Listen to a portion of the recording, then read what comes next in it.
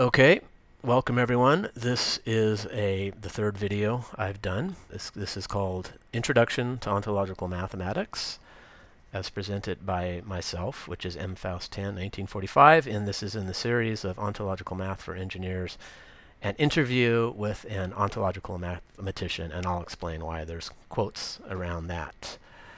So this is going to be a slightly different presentation than I normally do. Normally I have a bunch of PowerPoint slides, and while I don't have a scripted delivery, I sort of know what I'm going to say beforehand, and the slides kind of remind me. But on this one, I'm going to be more ad lib, and this is going to be the only screen that's going to show. And this is my new logo, by the way, and you notice a little OM. It actually said GNOME originally, and I photoshopped out the GN and the E. And this represents sort of like a modem, a monad, kind of like a zero, anyways. But I've been doing a lot. I've been on a little kick, and I've managed to get out 4 new blog entries. And keep in mind, over 6 years of writing my quote blog, I've only managed to get out about 12 entries. So I usually do it when I'm taking a break from writing code. But one of the goals this time around was I wanted to produce a video. And I actually did produce a video.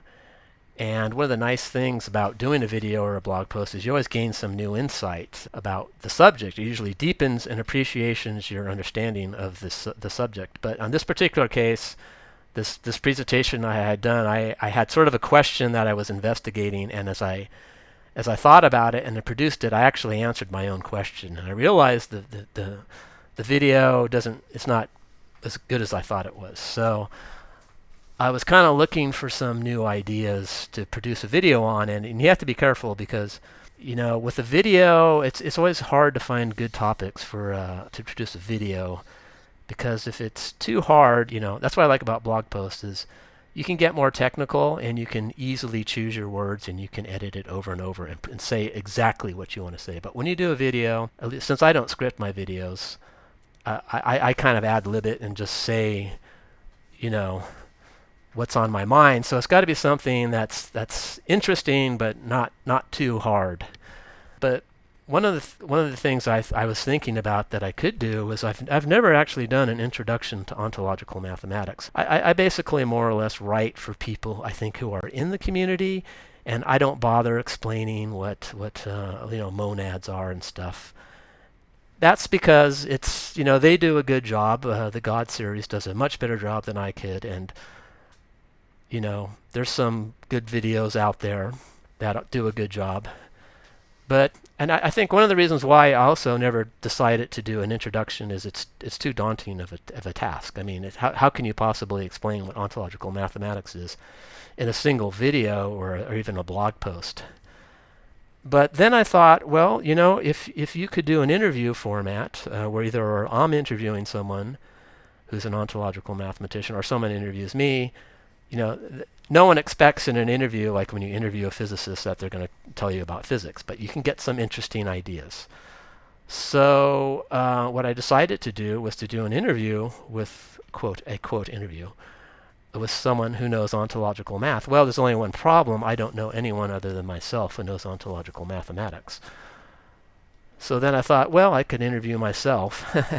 And that's what I'm going to do, and that's why there was quotes around the ontological mathematician on that prior slide, because while I have read a lot of their books, almost all of their books over the last 6 years, I mean, I certainly know about ontological math. I will not deny that there are people who are much more knowledgeable about it than I am. But, I know enough to answer some of the basic questions. So my audience has always been one person, which has been me 6 years ago, because I don't know who my audience is. I just don't know. I get a few hits. I have some. I get very little feedback, and I understand it's a small community and so forth.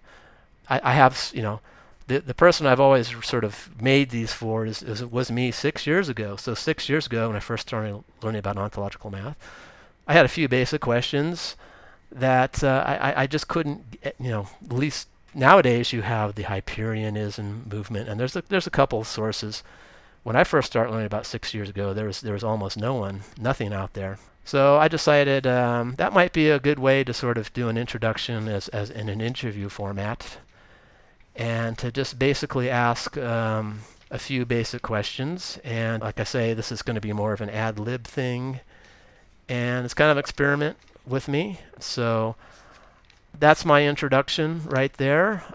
And now I will stop recording, and we will get on to the first question. Okay, so now we get into the first series of questions. The first series of questions are about me. And the reason I hesitate to put this in, but I think it's important. I'm just going to try to keep this brief. It's important to know what my background is and where I'm coming from, and how qualified or not qualified I am. And also, maybe if you're someone who's new to ontological math, I always wondered, what are typical people like? So I can get, at least here's one guy who likes it. So the questions are: who is M. Faust Tan 1945?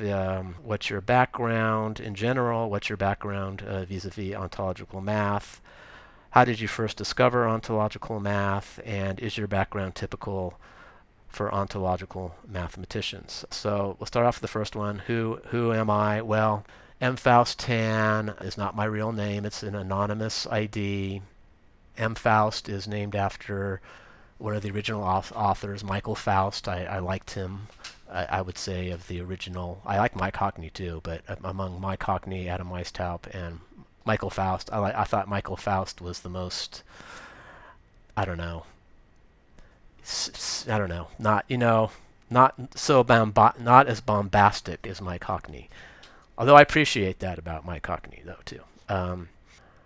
And you might ask, well, why are you posting anonymously? Well, there's two reasons. One is, first of all, it's easier when you have an anonymous handle in cancel culture world out there. When you're talking about the truth, believe it or not, a lot of people don't like the truth. People are very upset by the truth. And believe it or not, the truth is actually kind of controversial. So it also, it frees you up to say stuff that maybe you wouldn't normally say, which is beneficial. And I realize, though, on the other hand, it is kind of nice to know who someone is. Part of the reason why I am also being anonymous is I said to myself, I'm not going to go down the rabbit hole on this. I don't think that the online community has treated some of their past members very well. And let's just leave it at that. Okay. So what's my background in general? That's relevant. I have a bachelor's degree in electrical engineering, and I worked as a software developer for a long time. I'm in my 50s now, and I'm basically retired. And some of the stuff I learned in the last couple of years, in addition to ontological math, I studied a lot about functional programming. I got a little bit into category theory and gauge theory, and of course ontological math. So I've been learning a lot of things and a lot of new ideas, and it's been really, really, really great. I would say before I was an atheistic materialist. I was a naive materialist in the sense that I was a materialist by default. It wasn't like I rejected idealism or dualism. I just like anyone else. I grew up in this culture. You're basically a materialist, and I just thought science is right, and of course everything's made out of atoms and so forth. And I would say I was a transcendent materialist. I didn't know it at the time, as opposed to being a full materialist, and maybe we'll talk a little bit about that later. But now I say my gut is atheistic still. My gut is atheistic, materialistic, but my mind is now idealist, and I'm a deist. So I'm a mixed bag there, and I'm slowly transitioning into becoming a deist, where the quote, a deist is just someone who believes there's an order to the universe, and to me, that order is mathematics. So, most people would say I'm pretty close to an atheist, anyways. Most theists.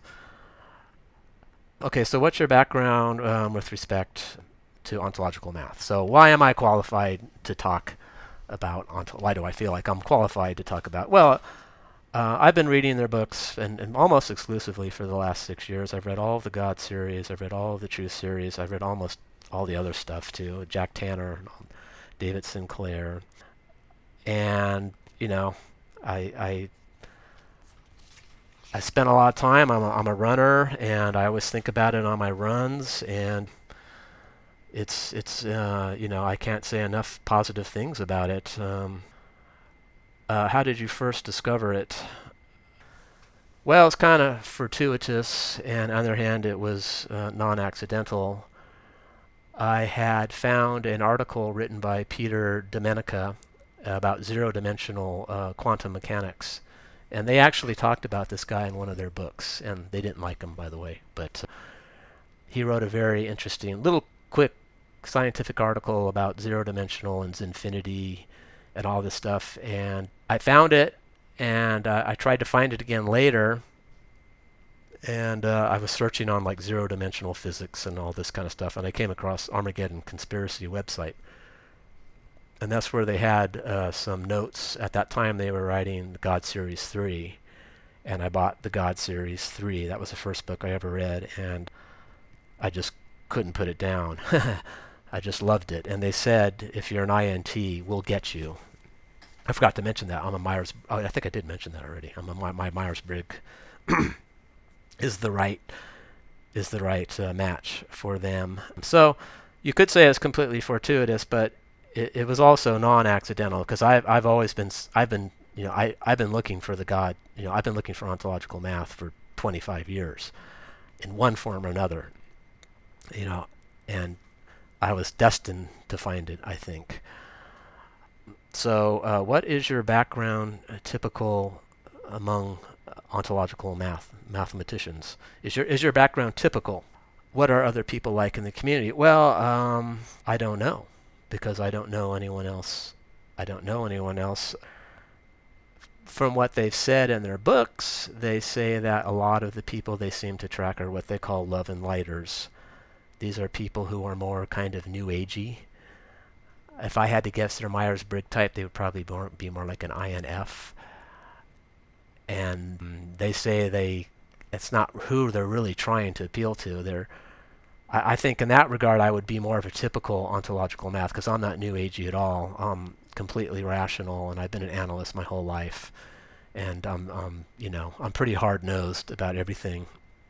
Okay, so now we're going to get down to the first real question, and sorry it took me so long to get to here. I know I had about 15 minutes of introduction. So now we're going to start getting down to the brass tacks. So the first question I have is, who is the Pythagorean Illuminati, or who is Mike Hockney, let's say?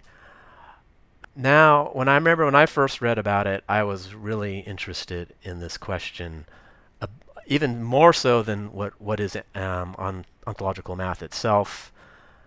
And if you actually go out online, if you say Mike Hockney or who is Mike Hockney on Bing or Google, you'll see the number one question or hit out there, or the second at least, is an entry on Quora.com. And that is an entry that I posted. I didn't post the question, but I posted the answer. I didn't really post the answer. I just post what they said in their books. So it's not even really like I answered the question. I just relayed the answer. So I was blown away that I've had like about 15,000 hits on that entry, and I've had like 14 people upvote me and like me and so forth. And there's been a couple other questions that I did post about ontological math, and they've only gotten like maybe 1,000 or 2,000. So there's like 7 or 8 times more hits on who is Mike Hockney. So there's obviously a lot of interest out there. So I'm going to talk about the short answer is I don't know who they are. Only what they say in their books, since I'm not a member. And so I do have some quotes here that I probably should have put on a slide, but I'm going to read it. So now we're just talking right stuff out of the books. And we're not going to be talking about like what they are in the sense like, oh, they're the descendants of the ancient Illuminati. That's more sort of what they are. We want to know who in terms of actual people. So this is from a quote from Adam Weishaupt book called The Illuminati, and it says, a senior member of the Illuminati breaks his silence for the first time. So they're talking to this guy. Can you tell us what position you hold in the Illuminati? He says, I'm part of the 12-man ruling council. There are 5 Americans, 5 Western Europeans, 1 Russian, and 1 Indian. We have members in every country of the world, but there are fewer than 6,000 of us in total. Okay, so the other thing that I know from their books is they say that there's 10 levels of illumination, if you will. The first 7 are non-elite, meaning sort of anyone can do it, I guess. The last 3 are considered elite, and obviously I think this 12-man ruling council is the level 10.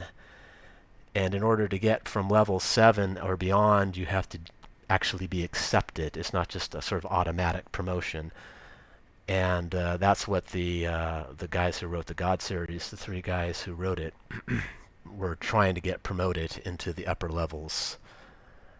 And apparently, I remember reading, they said, if you have read and internalized everything in the God series, like you not just read it, but you get it, you've internalized it, that you have the equivalent knowledge of, it was either a 6th degree or 7th degree Illuminatus.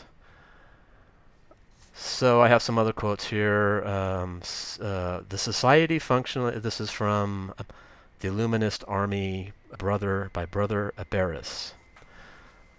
It says, the society functionally operates on an autonomous cellular basis with periodic meetings of different groups of cells and rare gatherings of the entire order for special ceremonies. There is no mechanism for us to direct resources to any groups outside the society. As for recruitment to the Illuminati, there are 2 recruitment cells that handle all recruitment issues, and no one is allowed to interfere with their procedures. Their brief is now to find people capable of making a radical difference. They are essentially trying to locate world historic figures. As has been mentioned, the Illuminati do in fact possess an ancient object that is referred to as the Holy Grail, but we will not explain its precise function at this time, other than to say it's very much concerned with the soul. Only a handful of members of the Illuminati, those who have attained the highest of the mystery degrees, are allowed to access it. So there's some, tangible data there. There's about 6,000. It's basically, think of like, what is it, the Rosicrucians? I always sort of think of like the Skull and Bones Society at Yale. Not that I have any idea about that either. It's sort of an elite fraternity, and they have to accept you, and you have to do certain tasks. Like one of the initial ones is writing about what ontological math means to you, and from what they say in the books, some of the later ones, they might do some hallucinogenic drugs. They might do some hypnotic regression, and apparently they're into BDSM, bondage and discipline. Okay, so that to me is all, orthogonal to what ontological math is. It is what it is. They did talk about one reason they sort of created a secret society, ironically, is that very few people are actually interested in mathematics. And by making it secret, that makes it more mysterious and more sexy. And that is a way of getting people interested in it. I mean, take Area 51.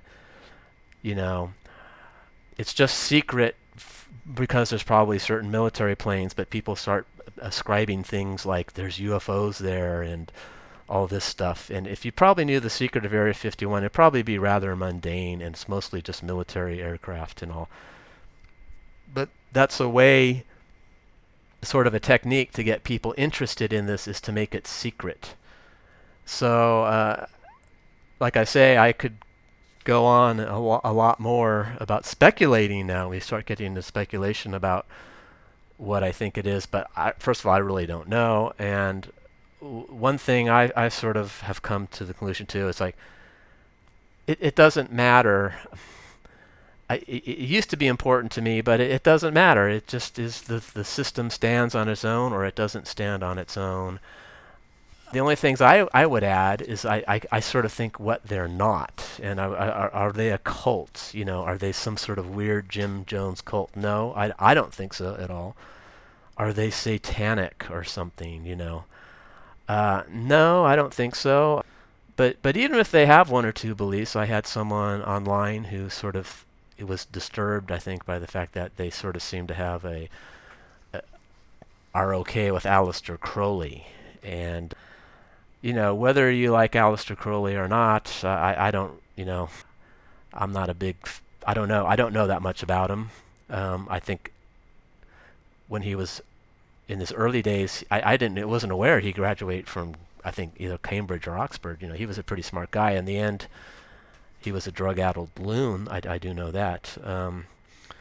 But, you know, there might be one or two things about there's the secret society thing you disagree with, but you know you're free to not believe that. You know, you don't have to believe, and you know, don't throw the baby out with the bathwater because there's one or two things that you think is, you know, you don't like. But I think I'm gonna just leave it there for now. Like I say, I could spend a whole lot more time on it, but that's not really an adequate response. But in the interest of time, and I think we should spend more time. And the next question is we're gonna start talking about what is ontological math itself. Okay, so now we're gonna tackle the big question. The big question: what is ontological mathematics? And as I was sort of preparing to answer this, I thought this was going to be a really great thing to answer, and I thought I would just be tons of things to say. And I've been waiting in the 6 years that I've been studying ontological math. I've never once explained it to anyone. I've never heard the phrase, "What is ontological mathematics? Could you please explain it to me?" And I thought, okay, this is going to be great. But as I sat down and thought about it, it's really difficult. But I decided to break it down into, I'm going to do 2 passes on it. The first one, I'm going to throw out a bunch of terminology here, a bunch of philosophical terms. And for someone who doesn't know philosophy, and this, my answer is directed at people who don't know philosophy, that would be me 6 years ago. Most of these aren't going to mean anything anyways.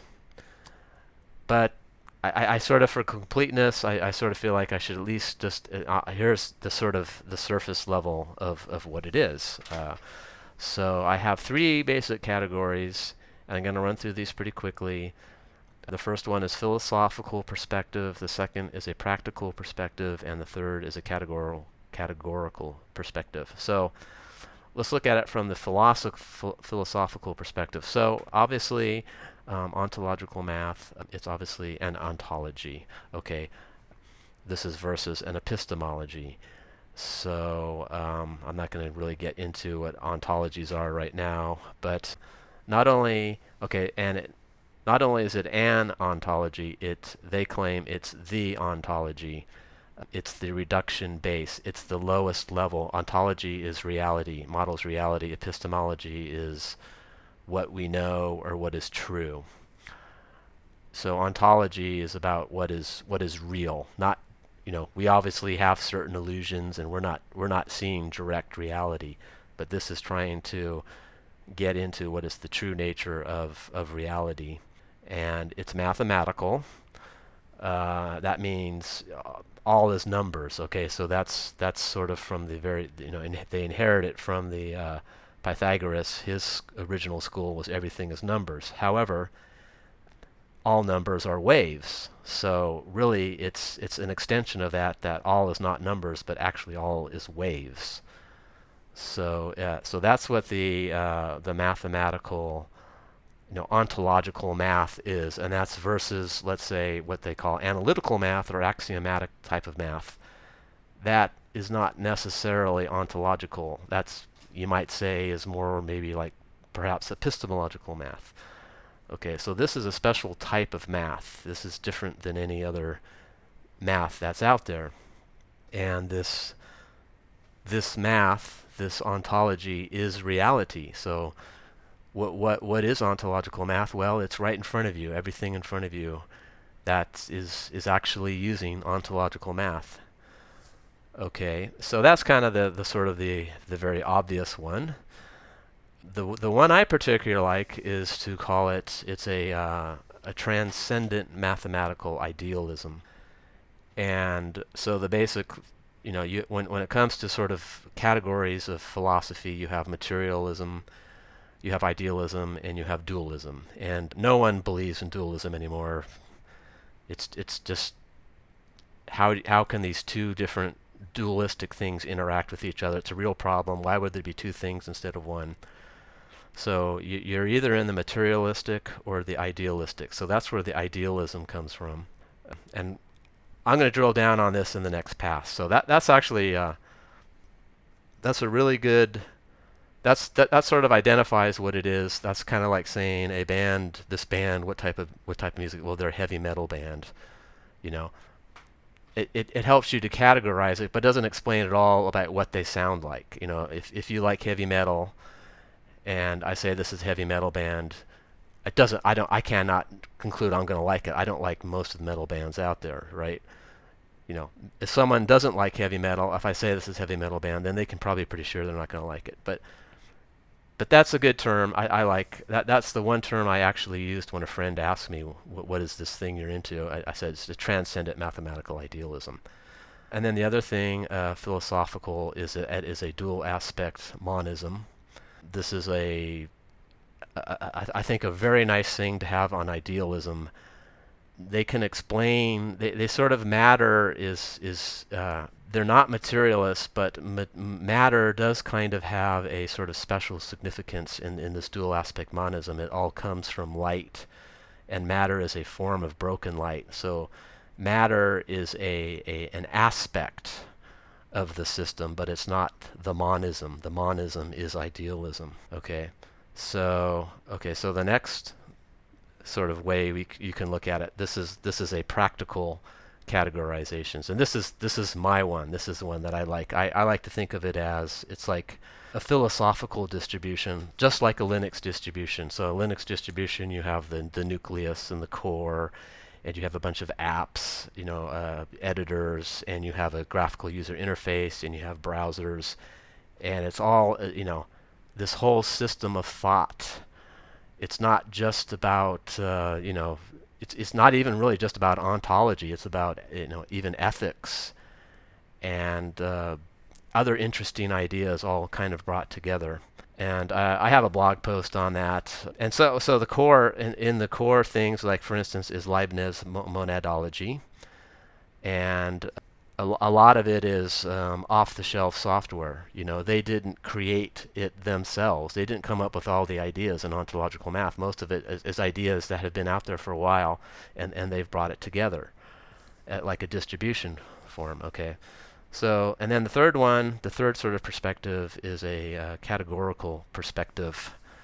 So I think they would say it's a toe, or a theory of everything. So that's what ontological math is. I would say it's a true toe. So you have, in physics, you have guts, grand unified theories, and you have toes, theories of everythings. And superstring theory proclaims to be a theory of everything, but it doesn't even attempt to answer what existed before the Big Bang, for instance. So it's not a theory. It's not a true theory of everything. It's a fake theory of everything. So I would categorize it, and they would too. It's a true theory of everything. It's trying to explain everything. And I would also add that it's not a theory of anything with an A, TOA. A theory of anything, which is like category theory, that can be used to model things that are not real. That's a feature of a category theory, that you can describe things that are not real. But ontological math, as a theory of everything, not anything, it can only model reality, and it's intentionally locked down to not be a theory of anything. So God, the existence of God, is a theory of anything, because God can explain anything. Like, why is the sun spherical? Well, because God likes spherical things. Okay, great. That you can explain anything, but it doesn't. But a theory of anything explains nothing. So a lot of theories of anythings are actually theories of nothing. So this is a true, not a theory of anything, and that's very difficult to do, to get that right. And then the other categorical you can consider it what's called a theosophy. And I actually had a correspondence with a particular philosopher, and I was sort of mentioning to him about ontological math, and he excused it, and he says, "Oh, it's a theosophy. I'm not interested in it." I remember being vaguely insulted by that. But then I remember reading later on, they do describe themselves at certain places as they are a theosophy. Theosophies get a bad rap because I believe, like, for instance, Aleister Crowley had a system called Thelma. I believe that was considered to be a theosophy.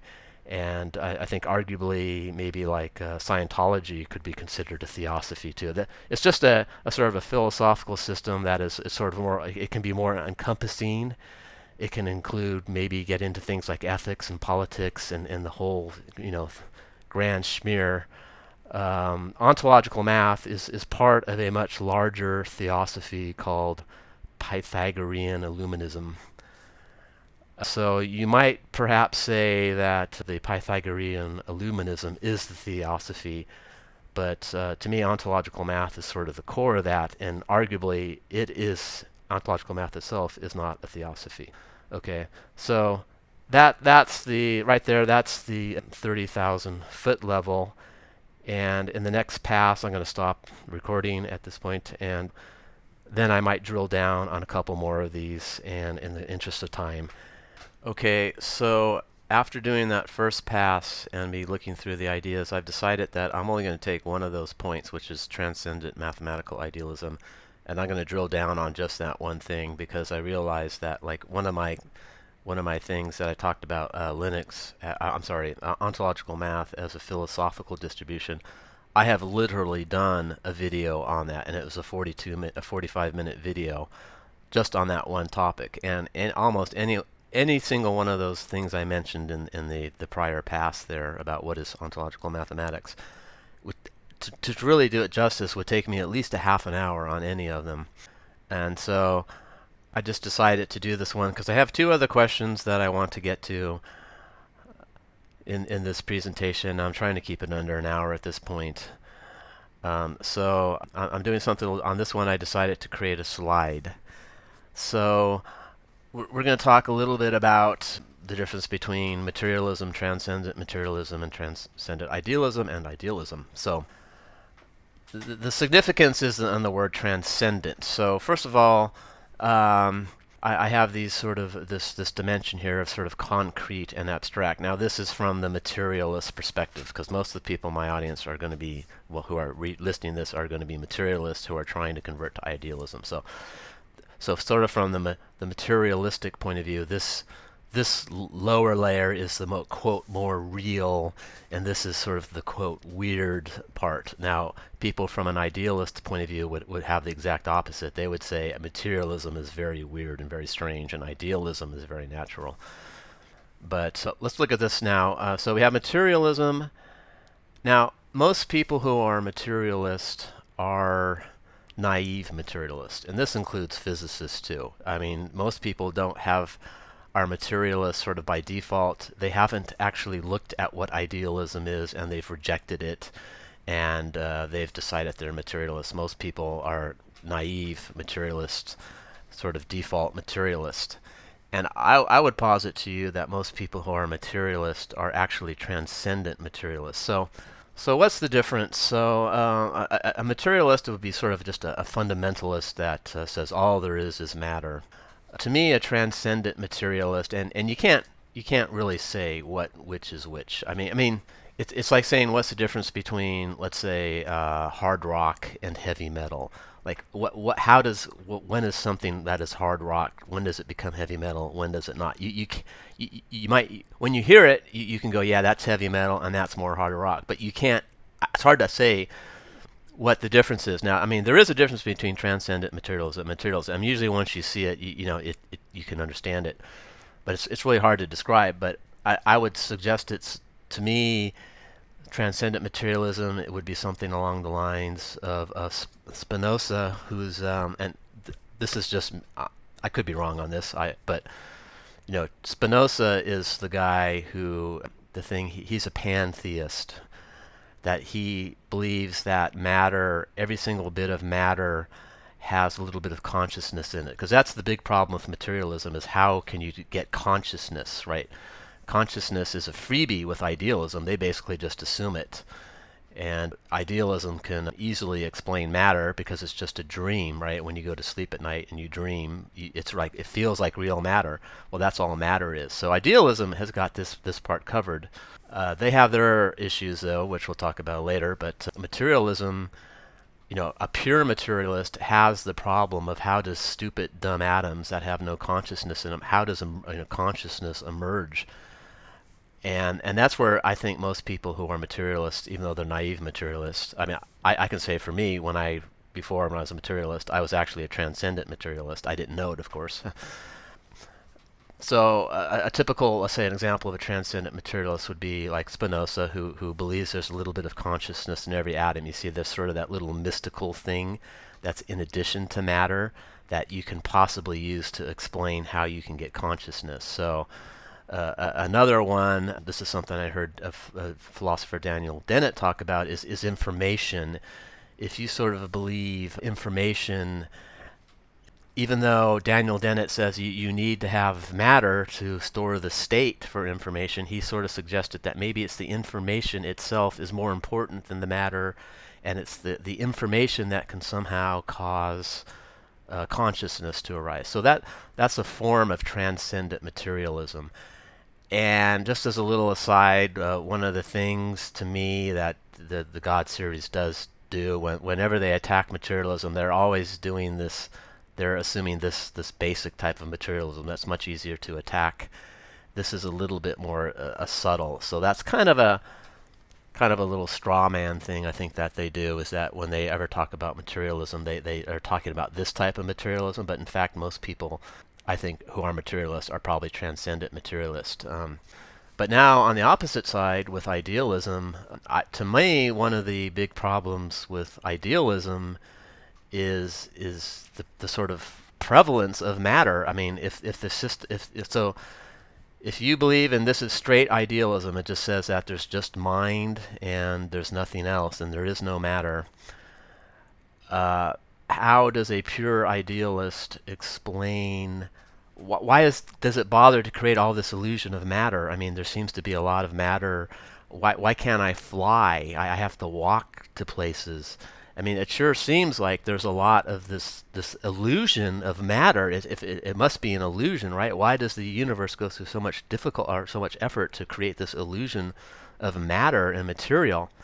And that's what a transcendent idealism. Now, in this case, transcendent.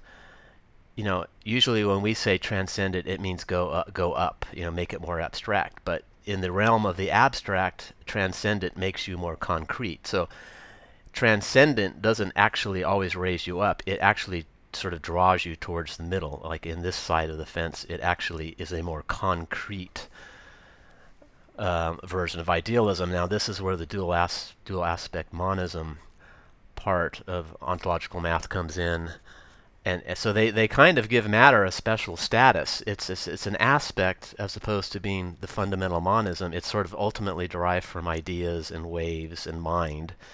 But it sort of at a certain level emerges and has its own sort of independent existence. And I guess really the point I want to make is that the transition between transcendent materialism, which most people are, I believe, to transcendent idealism is only one hop. It's not that big of a hop. Ontological math is a sort of a more, quote, concrete version of idealism. Let's say transcendent idealism was actually up here. It was more abstract. So you would have to do a hop to idealism, then a hop to transcendent idealism. And that's just two hops. So I guess my point is, when you start learning about some of the other properties of ontological math, for instance, it says the universe is in a zero-dimensional point, which is like, wow, that's mind-blowing. But never lose track of that. It's actually a little bit more of a sort of materialistic friendly, because it is a dual aspect monism. It's sort of relatively easier for a materialist to accept ontological math that it is pure idealism. And you know, um, that's my point on that. So that's the one aspect, the transcendent mathematical idealism, that is kind of, it ties in with the dual aspect monism, and that's my piece on that. Okay, so now we're down to the second to last question. So the question is, name something that you got from ontological math. What's something interesting that you didn't think you didn't get from something else? So I also drew a chart on this one. So, the obvious thing, what I would say is I gained an intentional ontology. I mean, it makes sense, right? It's an ontological model. It's ontological mathematics. But so what does that really mean? And I could say, usually most people, if they're lucky, have an epistemology, but they don't have an intentional ontology. And that sounds very mystical, maybe if you're not familiar with philosophy, but I drew some other, I have these other categories here. I have some sort of, I have the philosophy sort of language, and I have sort of the physics kind of language, and I have the software kind of language here, to maybe make it sound a little less mysterious. But there's sort of three areas. Sort of reality can be modeled by a three-tier architecture, as the thing in itself, which is sort of like reality, so to speak. If you're lucky, you have a model, and then you can have a model of the model, which is a meta model. And these are all a derivative type of relationships, okay? So most people, and I drew the size of the model to be sort of roughly proportionate of how much knowledge people have in each area, relatively speaking. And ideally, you should have roughly about this. These boxes should be about the same size, but most people have experience with the thing itself. Okay, so this is like, people know about physics, like they know about gravity every single day. They know when they get out of bed and you have to walk. You know a lot about gravity, and how you can throw a ball is going to be affected by gravity, but you don't have necessarily a mental model of it, right? So most people have a lot of experience here with just the thing itself. This is survival. This is what animals have. But if you're lucky, and you can go to school and you can start learning like physics, and you can start learning about economics, and you sort of form a model, which is what a philosopher would say is an epistemology. You start to sort of form a model about the thing itself, and this is, very powerful. The problem is, like, okay, so here's the other analogies. Let's say this is code. In software design, you want to ideally have sort of a model, and this is where you can apply design principles, and then you also want to have an architecture, and this is where you can apply architectural principles.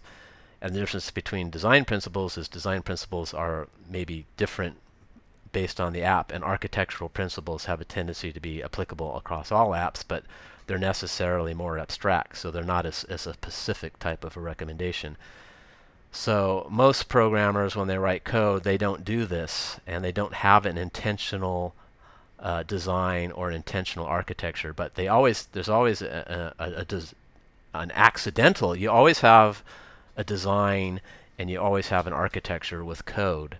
It's just not intentional, and it's probably a bad one. So one of the things they talk about in software engineering is basically, this is programming over here, and this is software engineering. And you want to gain these two models, okay? And the physics analogy here, this would be like knowing the position of a particle, this would be knowing its velocity, and this would also be knowing its acceleration. So as long as, if you have an object that's just in normal, not having energy supplied to it, if you know the position, velocity, and acceleration, you have completely characterized the position of this particle. So my problem in my life was I really only had a two-tier model. I knew about reality, of course, and I had this epistemology, which was intentional, and I was killing myself trying to keep increasing my epistemology, which is not a bad thing, but I was completely ignoring this ontology. So in other words, I had a two-tier architecture, or sort of a client-server architecture, and I've now gone to a three-tier architecture, which is like an MVC triad for software engineers out there. And before using a two-dimensional model, it really felt like I was sort of a square peg in a round hole trying to fit my model to fit reality. And there was all these things, like I was ignoring acceleration, so to speak. Things weren't working out. But now that I have an ontology, which is an intentional ontology, it's really just, it feels more like I have a round peg in a round hole. It's a much more powerful fit. It's like discovering acceleration in your calculations. Instead of just using position plus the velocity, you're adding an acceleration. This is a much more subtle, and all the models, they all feed off and they inform themselves. I mean, the ontology theoretically is a push down. It pushes down all the way onto epistemology, but in practice, your epistemology helps inform your ontology, and your ontology, of course, helps inform your epistemology. And just like the thing in itself informs your epistemology, they all give you feedback. So this is another great perspective which to look at the world.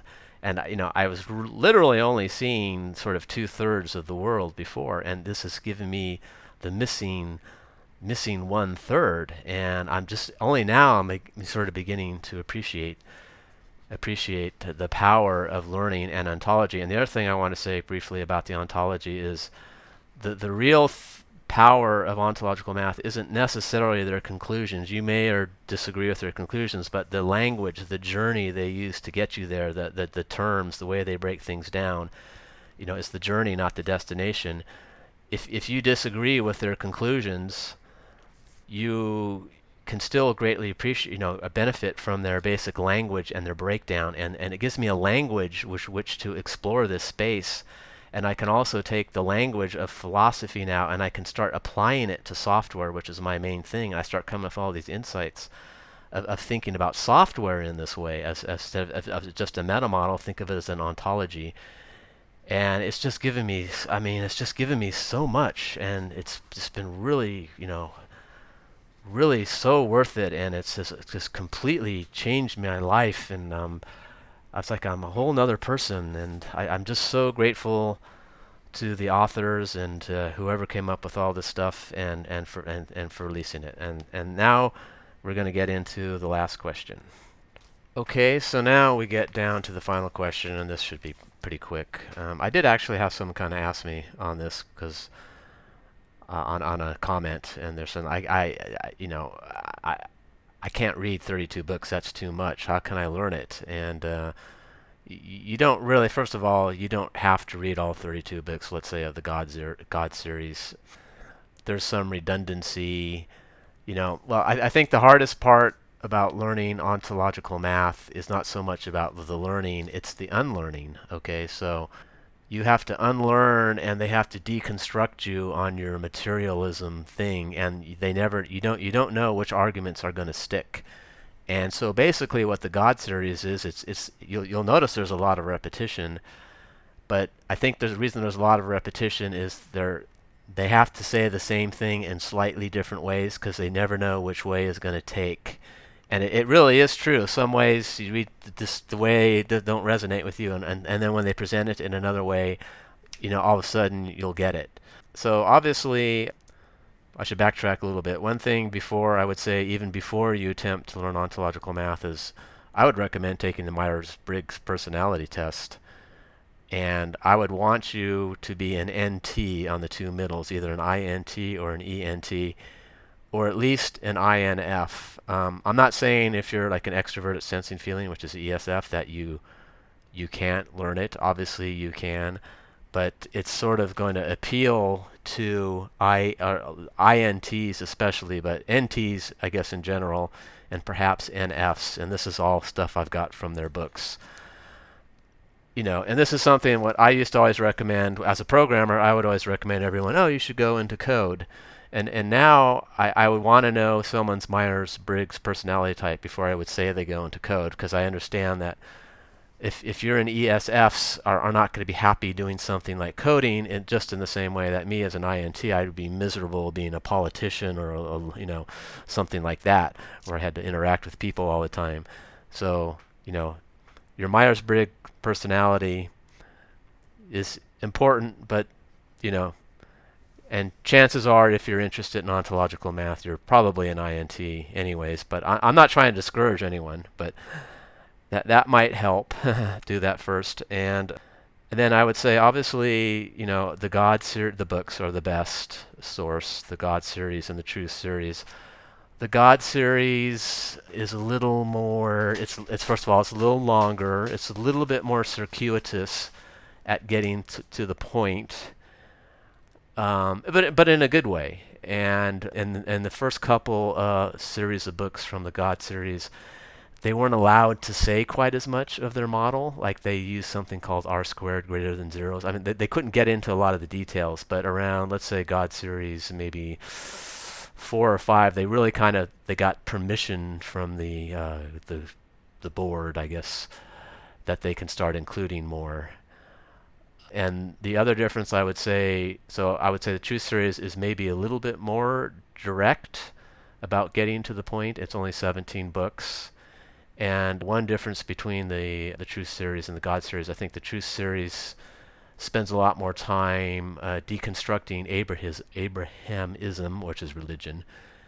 And I think they kind of realize that people who are religious are not really reading these books anyways. It's the scientists that we need to deconstruct. So in the Truth series, the Truth series, they start deconstructing. They're more picking on science, so to speak. But beyond that, there's some good videos out there. Morg, the Hyperion thing. That's got some good ones out there. One guy I liked was Illuminatus Pythagoras, and he's got a bunch of videos out there. Unless he's moved them off YouTube, I think they're still out there. I like him as long as he stays with stays on philosophy. He talks about some other things that I may or may not agree with. And then as far as philosophy in general, I would keep. You don't really need to buy books from the Hegel and stuff unless you really want to. I would keep away from those guys. They're pretty hard to read, and a lot of them had to actually write very esoterically on purpose, because when they wrote it, they were worried. Basically, there was cancel culture in those days too from the church, so they actually wrote very esoterically. And for me at least, I could get all the philosophy I need from the Ontological Math books.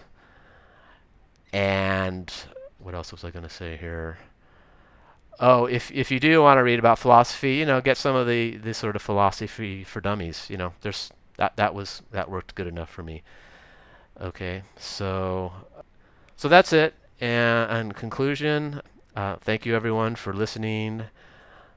My goal on this is to really is to make you think. I'm not here to really teach you. I'm sure I said some stuff that's just wrong or whatever, but my goal is to just make you think and introduce you to some new ideas. And that's it. So thank you for listening.